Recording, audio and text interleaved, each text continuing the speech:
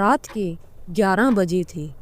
आसमान में बादलों के साथ बिजली कड़क रही थी। नेहा और आरव, कॉलेज के दोस्त, कमरे के बीच जमीन पर बैठे थे।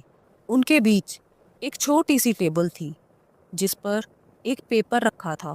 पेपर पर यस नो नो यस लिखा था और 2 पेंसिल्स क्रॉस शेप में रखी थी। यार, मुझे ये सब बकवास लग रहा है, आरव ने घबराते हुए कहा। उसकी आवाज में एक हल्की सी कपकपी थी। उसने अपनी जैकेट को कसकर पकड़ लिया, जैसे ठंड लग रही हो, जबकि कमरा गर्म था। डरपोक कहीं के। नेहा हंसी। लेकिन उसकी हंसी भी थोड़ी अजीब थी। उसकी आंखें चमक रही थी। क्यूरियोसिटी और डर का एक अजीब मिश्रण। सिर्फ एक खेल ही तो है। तुम तो हमेशा एडवेंचर की बात करते हो। एडवेंचर? हाँ, लेकिन आत्माओं को बुलाना, ये थोड़ा ज्यादा है। आरव ने पेंसिल की तरफ देखा जो एक ही जगह फिक्स थी। चलो अब शुरू करते हैं। जल्दी खत्म करो, फिर पिज्जा खाएंगे। नेहा ने टेबल पर झुकते हुए लंबी सांस ली और धीरे से बोला, Charlie Charlie, are you here?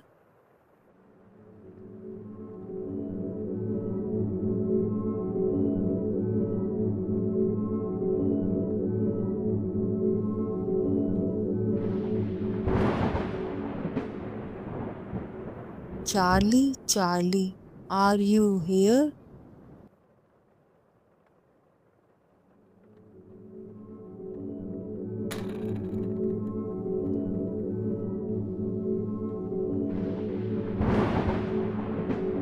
Oh my God, it moved. देखो, मैंने कहा था ना। नेहा, बंद करो ये सब।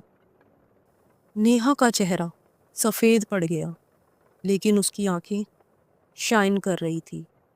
चुप रहो आरव, वह जवाब दे रहा है। नेहा की आवाज काम और थोड़ी हैवी हो गई थी, जैसे कोई और बोल रहा हो।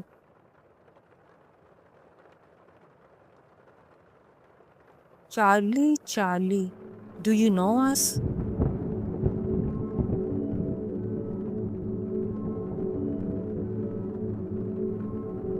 चार्ली, क्या तुम हमें जानते हो?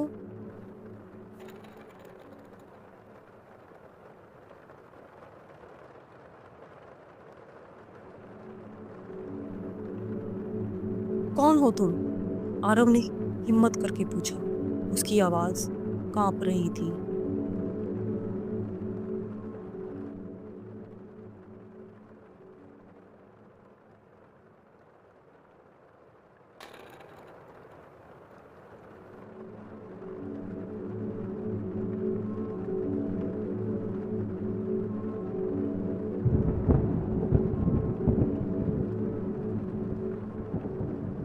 Charlie Charlie, do you want to ask something?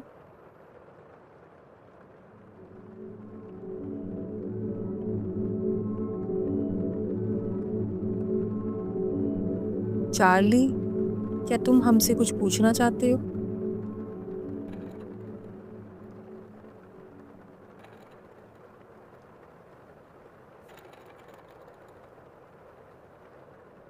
Charlie, what do you want? तुम क्या चाहते हो?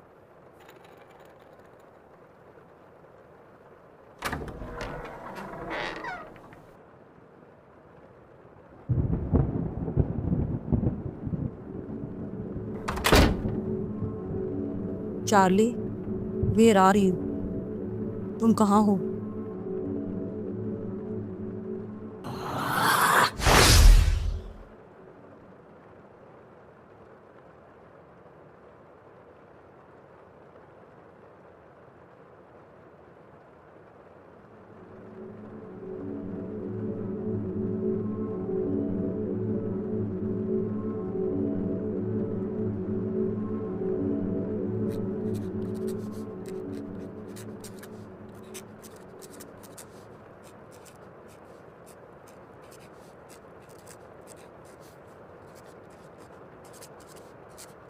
कमरे का टेम्परेचर अचानक गिर गया, इतनी तेजी से कि उनकी सांसें ठंडी पड़ने लगी।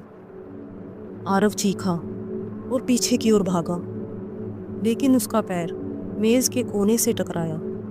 इससे पहले वह गिरता उसे महसूस हुआ किसी ठंडी सख्त चीज ने उसकी गर्दन को जकड़ लिया है।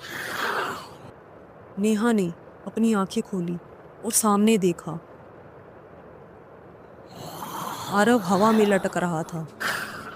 उसकी गर्दन एक अदृश्य शक्ति के चंगुल में फंसी थी। उसके पैर हवा में झूल रहे थे और वह अपने हाथ पैर मार रहा था। सांस लेने के लिए छटपटा रहा था।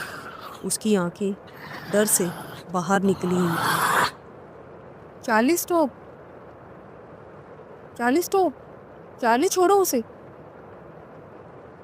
आरव के हाथ धीरे धीरे डाउन हुए और फिर स्टिलनेस।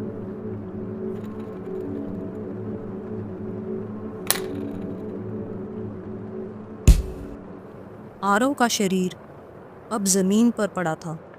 नेहा रोते हुए उसके पास गई।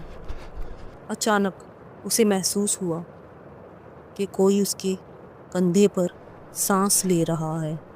ठंडी सड़ी हुई अजीब सी स्मेल। वह धीरे से पीछे मुड़ी। वहां कोई नहीं था।